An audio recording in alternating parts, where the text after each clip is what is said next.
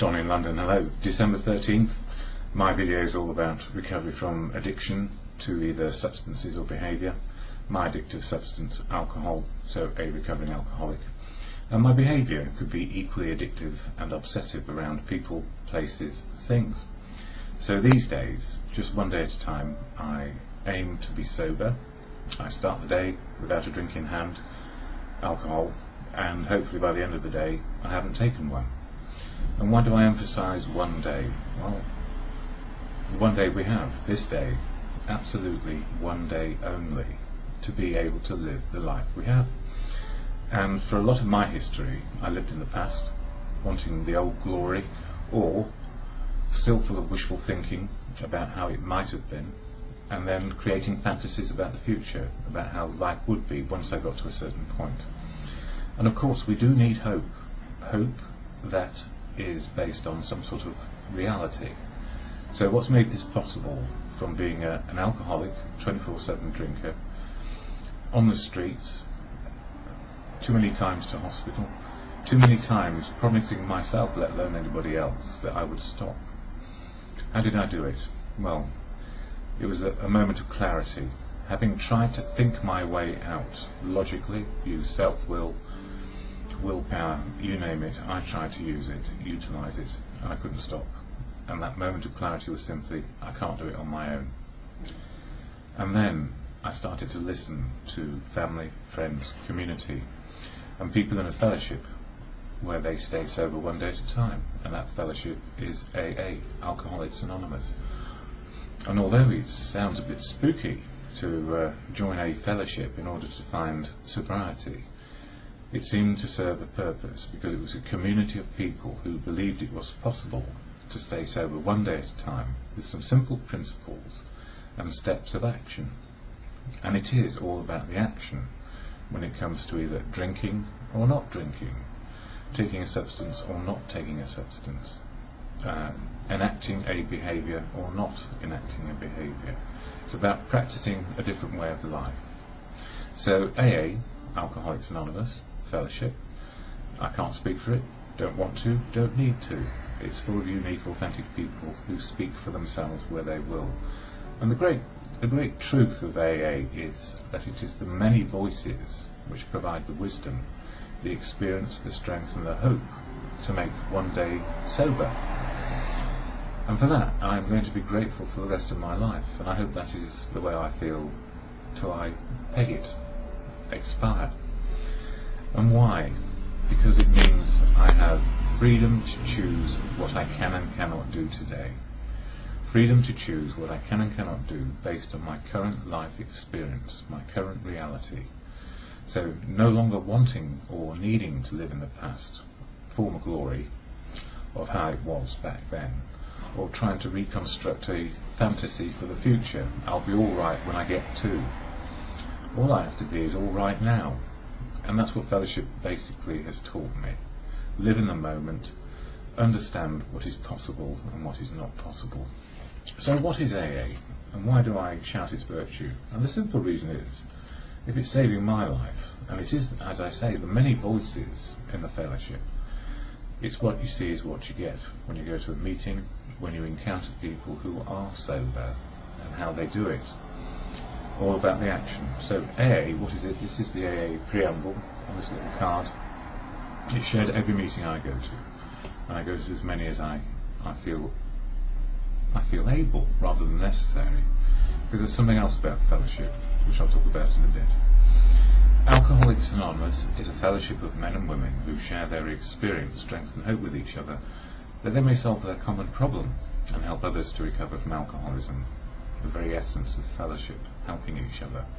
The only requirement for membership is a desire to stop drinking. It's not asking you to stop, it's just saying, if you've got a desire to stop because it might be a good idea, give it a go. There are no dues or fees for AA membership. We are self-supporting through our own contributions. AA is not allied with any sect, denomination, politics, organisation or institution. It does not wish to engage in any controversy. But as individuals, you can do what you like. Freedom of choice, that's what it's about. But we don't bring it into fellowship and try and convert people to our point of view, except maybe a desire to stop drinking. does not wish to engage in any controversy, neither endorses nor opposes any causes. Our primary purpose is to stay sober and help other alcoholics to achieve sobriety. So no matter where you're from, what you do, whether you're living on the street like I ended up, and I could have been there till I died had I not had that moment of clarity, or in the boardroom making decisions which affects tens of thousands of people, or a politician, or a writer, or an actor, or a milkman, or a DIY specialist, or an odd job man like I turned out to be. Done the boardroom bit, went to the other extreme. And why not? Because I still wasn't able to cope with my life, and I wasn't able to cope with my inability to stop drinking. So I'm very grateful. And what do I mean about meetings being the essence? Well, in a meeting, the structure is very simple. Somebody sets it up, somebody finds somebody to speak at the beginning of the meeting about their recovery, their experience, strength and hope today, and we all sit and listen, and then we share back about our stories. Or we keep quiet, like I did for a long time, because I didn't know what to say, didn't know how to say it. I'd lost the ability to speak to anybody about anything, and I was what is called a shivering denizen, still in the realm of alcohol, shaking like a leaf, and not even able to pick up a cup of tea or coffee. And that's how I started, and I somehow sat there long enough to pick up a cup of tea after a couple of meetings, start eating biscuits because I hadn't eaten in a long while. I just wanted to know how to eat again, let alone anything else. That's how it was. And that's how we get. That's how we get when we are unable to stop doing something which just is desperately bad for us. The nature of human beings, self-will to the point of being willful and self-harming and self-destructing. And I'm very lucky because I've been around a little bit now, and I share and do service. And last night there was an option. I'm not a particularly religious person, but there's a carol service for anonymous folk in a particular anonymous people in a particular venue, which I would have liked to have gone to, because at the end of it, we give to any charity that the church who runs it, the carol service, and there's so many. There are so many. It opened my eyes to the fact that a lot of people do a lot of good just because they want to, or maybe they need to. But I missed it because I had service at a different meeting, not a carol service, where I do greeting, temporary literature secretary while they're away working, and I, for my sins, look after the money, which is not one of my favourite jobs. Treasury is looking after the money and making sure there is enough to pay the rent. I look after it. I'm a custodian. I don't decide how it's spent. That's done by everybody, and that's the same as everything in AA. It's a joint group decision, and anybody who is doing service is a trusted servant, and that goes all the way up the hierarchy as well. Trusted servants don't tell you what to do in AA. Trusted servants are there to make sure that there's enough literature, that the rent is paid, the books can be bought and sent out. You name it. It's about doing service. So nobody rules in AA except the majority, and even then that's very difficult because it's an anarchic democracy where everybody has their say, and it can take a month of Sundays, as they say, 24 Sundays, or no, 30 Sundays, a month of Sundays, 30 Sundays, a long time to make any decisions which are going to impact on everybody, because everybody has a say if they choose to. But you don't have to do anything. All you need to do is sit there and absorb what is going on and find out how the programme works. Here I share some literature. Things falling about here. Daily reflections, very important to me. It's one reflection a day, whether you believe in something or not. And for December the 13th, it says, thinking of others. Our very lives as ex-problem drinkers depend upon our constant thought of others and how we may help meet their needs. Thinking of others has never come easily to me, especially, this is in the problem where I'm addicted. It never came easily to me because it was all self-centered. Even if I was going to be a philanthropist, I'd be the best one with a big hat saying I'm a philanthropist on it. Even when I try to work the AA program, I'm prone to thinking, How do I feel today? Am I happy, joyous and free? The program tells me that my thoughts must reach out to those around me. Would that newcomer welcome someone to talk to? And that reminds me of a few weeks ago where I wasn't able to get to somebody, and I mentioned it in a video, and then a week later I was able to connect with that person, and hopefully they're still sober today. And that's what it's all about, making a difference in somebody else's life. That person looks a little unhappy today. Maybe I could cheer him up. It is only when I forget my problems and reach out to contribute something to others that I can begin to attain the serenity and God consciousness I seek. When it talks about God consciousness, it's God of your understanding. I tend to believe in God or not believe in God depending on my life experience, which is the same for everybody. You know, is life experience telling me there is a God, or there is no God? But regardless of that, it's about my good conscience. You know, an appeal to my good conscience or anything like that is about how am I helping others, the very elementary level of fellowship, which is to shake a person's hand, to greet them on the door, to organise a meeting, to make coffee, to sweep up, to do anything which takes us into an action which is not about us directly and is about helping other people in an environment of sobriety. And often it takes people a long time, many visits, to get the message of rarely have we seen a person fail who has thoroughly followed the path. And the path is very simply 12 principles which set a context for living well without drinking. How easy is that? Well, if it was easy, it wouldn't have taken me 35 years. And as a well-known pop star said last night on the TV, it took them 43 years of drinking. And every single experience along the way was part of the spiritual experience of reality.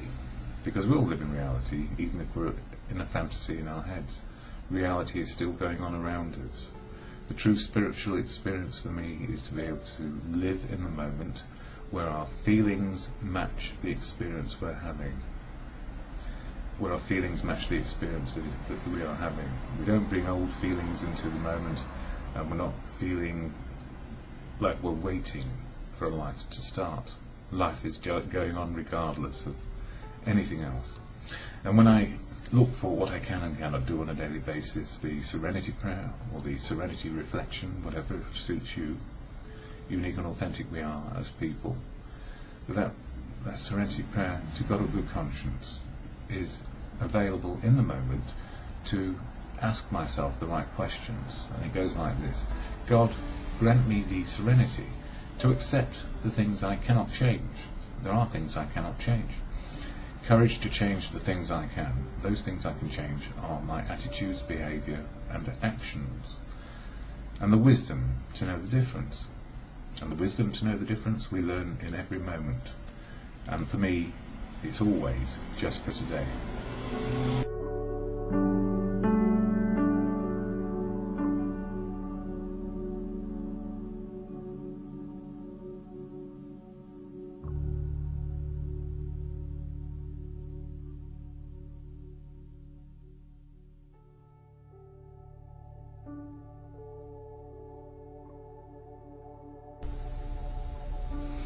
DonInLondon, hello, it's December the 13th, 2009.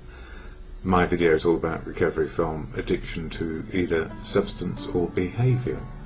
My addictive substance, alcohol, my behaviour, also addictive towards work, relationships, filling a gap, dealing with fear, not dealing with fear. And what made me able to deal with fear, or not deal with it, in the old days, in the days of drinking, was alcohol. And I don't know. What's the answer? Well, I didn't know the answer. And it took me a long time to realise that drink had stunted my emotional, spiritual and physical well-being. Although it made me feel okay in the beginning, and joyful, sad as life seemed to afford, living life experience, doing everything that everybody else did, being out there with people, enjoying the conviviality and the joy that drink can give. At the same time, inside me, it was having an impact which I didn't know. And there's nothing worse than being ignorant of something. Some people say ignorance is bliss. I don't. I prefer the truth these days, just delivered to me by life experience, one day at a time.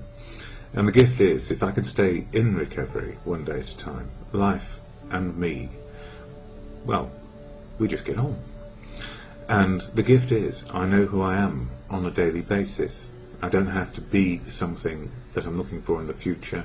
I don't have to worry too much about where I've come from, because every single life experience has been worth it. And we learn and we keep on learning if we get the gift of recovery. But for many, we don't. And it took me 35 years to get there. So from being a convivial, happy drinker, if ever there were such a thing, somebody who had to drink every day, pretty much, and to oblivion when fear was on me, and I guess fear was always there. So these days I try not to put a brave face on, try not to cover up fear but face it, and not utilise my ego too much, that is, to judge the world as the world is judging me. And what makes this possible? Well, the gift of being alive at all is entirely due to family, friends, community, and to a fellowship which kept me on track and taught me how to live sober. And if I put sober first, the rest of life can work. And that can sound a bit harsh if you're part of the family or friends or community. Why on earth would I put sober first? And the simple answer is, if I don't put sober first, I can't be a part of. So sober means I can be included, I've got my choices on a daily basis, and I can be loved by others, and I can love other people, and I can do something useful. So the fellowship which I refer to is AA, Alcoholics Anonymous, and it has a statement of intent. I don't speak for it, can't speak for AA, cannot speak for the people in AA. Everybody is unique and authentic, and remains that way, and follows their life choices and their own personal journey one day at a time. So the AA statement of intent goes like this. AA, Alcoholics Anonymous, is a fellowship of men and women who share their experience, strength and hope with each other, that they may solve their common problem and help others to recover from alcoholism. The only requirement for membership is a desire to stop drinking. There are no dues or fees for AA membership. We are self-supporting through our own contributions. AA is not allied with any sect, denomination, politics, organisation or institution. Does not wish to engage in any controversy, neither endorses nor opposes any causes. Our primary purpose is to stay sober and help other alcoholics to achieve sobriety. I had a lot of calls yesterday, and helping people can be difficult, especially when they're not too far away from a drink, or there's still one about, and difficult. And I also had difficulties with my computer, and still have. I installed Windows 7, and it's the one program I use most. Windows Movie Maker is the one program which is not included in the way it used to be, and I can't use the one which is there. So it makes me laugh, actually, because it did impact on my serenity a little bit as I was trying to work out what to do. So I've tried everything, but to no avail yet. Anyway, the gift of sobriety is this, that we live in the day, and when things go wrong, we're not being singled out as judged in some way, that life is doing something to us. Life is just occurring, and if we can be open to not only our own thoughts on what is going on, or feelings about what is going on, but share it with another human being, we have a better chance of getting some perspective. And that's what the fellowship of AA does. It offers perspective on life on a daily basis, so we are more open, included, and can make better choices and be the person we feel right being. All good. So I share daily reflections here, from this book, and the daily reflections is all about the 12 steps and 12 traditions of AA. The 12 steps about being open, honest and willing to change, our attitude and behaviour on a daily basis, and the traditions about unity, service and recovery. And really the 12th step, and it covers one step a month in this book, the 12th step is all about open, honest, willing, sharing the message, and unity, service and recovery. So if you don't have both of those ingredients going on, or all 6 of those ingredients going on a daily basis, then something can occur, and we don't necessarily utilise the tools of the 12-step program and the 12 traditions. So I'm a fan, and I've studied it, and I live it. No good studying if you don't put it into practice, and practice is all about making progress, and it's never about being perfect, which is what really screwed me up in the past. So these days, progress, and that's what I suppose Windows 7 is. It's progress, and it's not perfect. So the daily reading for today, it says here, December the 13th, thinking of others. Our very lives as problem drinkers depend upon our constant thought of others and how we may help meet their needs. And that comes from Alcoholics Big Book, page 20. Thinking of others has never come easily to me. Even when I try to work the AA program, I'm prone to thinking, how do I feel today? Am I happy, joyous and free? And the answers we can also be unhappy, not joyous, and not feeling very free. The program tells me that my thoughts must reach out to those around me. Would that newcomer welcome someone to talk to? That person looks a little unhappy today. Maybe I could cheer him up. It is only when I forget my problems and reach out to contribute something to others that I can begin to attain the serenity and God consciousness I seek, or simply good consciousness. So no matter what your belief, whether you're a God believer or not a God believer, atheist, agnostic or believer, it's what you believe in yourself and how you want to be a part of life and to live to good conscience. So whether a higher power is in your life or not, well, for me the big picture is the higher power, the world as it is. And if you say to yourself, there's a big picture and I'm a thumbnail in computer talk, then you get the idea. So we are a part of a great mosaic of life, and the gift in all of this is life keeps on happening. And you know, today I feel happy, and although it's been an odd couple of days, yesterday I couldn't get out, and so I did try and fix my computer, but I think I need a little help. So the gift for me is to know that I don't have to try and do it all on my own anymore. I'm not alone. So the gift of fellowship, no matter what is going on, we can be included. We can get advice from friends and fellowship and family, if we can be included back, depending on what we've done in the past. So we live with the truth of now, and that's the most important part. So if the truth of now is coming through, and we respond and understand where we are, we have a better chance, just one day at a time. So that serenity prayer to acceptance, which I share at the end of videos, is always, to God or good conscience, grant me the serenity to accept the things I cannot change, courage to change the things I can, and the wisdom to know the difference. It keeps on coming, just one day at a time.